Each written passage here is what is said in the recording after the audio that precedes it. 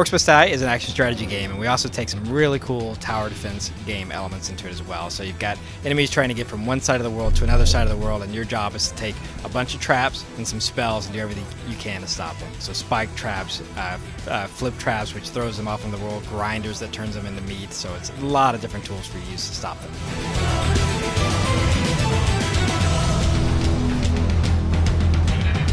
Primary weapon is a crossbow. That's kind of your bread and butter. You get to pick guys off from long range, you get to zoom in, you also get to stun them with kind of an alternate attack to hold them off for a while. But you're also given a fireball, a ton of other different spells like an ice spell, and you also have a melee sword, so if they get up close to you, you can slice them into bits that way too. So there's a bunch of different enemies in the game. You've got kind of your standard orc, and his main goal is to get to the rift, get to the other side, and he kind of ignores you, and he's got his archer buddies that follow him around too. But we've also got flying units, so as soon as you start putting down traps and spells and thinking you've got the orcs mastered, the flying units come in and completely bypass your traps, and you have to come up with a new strategy for them. We've also got ogres, who are just kind of tanks that come into the world and are hard to kill. We've got hunters, whose main job is to come after you or your minions who are placed on the world and come after you and kill you. So we're always throwing different ways at the player to try and stop you from getting your way.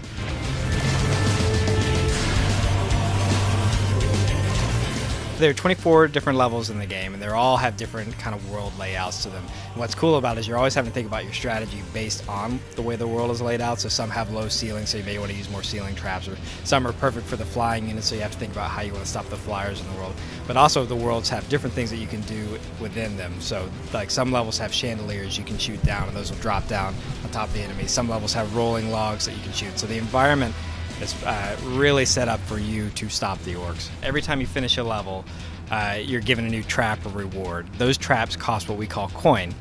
You earn coin by killing the different enemies. So the different ways you kill them, you start getting more and more coin, then you can build more traps, place them down, kill more, get traps, and so on. The better you do in the game, the more you're rewarded for doing well. At the end of the game, we have what we call a skull system. So you can get up to 5 skulls in a level, but what's really cool is you can take the skulls that you've earned in those levels, and then you can take it and upgrade your traps. So we kind of have an entire upgrade system outside of the game. So I can get my traps, I can say, hey, the swinging axe trap is perfect, but I want to boost it up because I like that trap a lot. So I can pump money into that, and now from that point forward, whenever I play the game, I can use the upgraded version of that trap.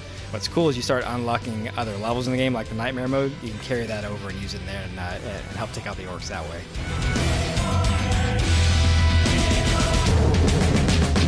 Leaderboards are a big part of the game, so like if you're a kind of guy who likes to look at your friends' scores and see how they're doing, we set that up at the end of every level so you can kind of compare yourself to their player.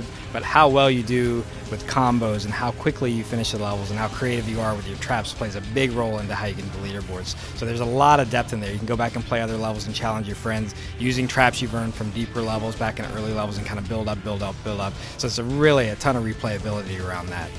So it's Orcs Must Die from Robot Entertainment. The game's going to be coming out later this summer. It's going to be on Xbox Live Arcade and PC download.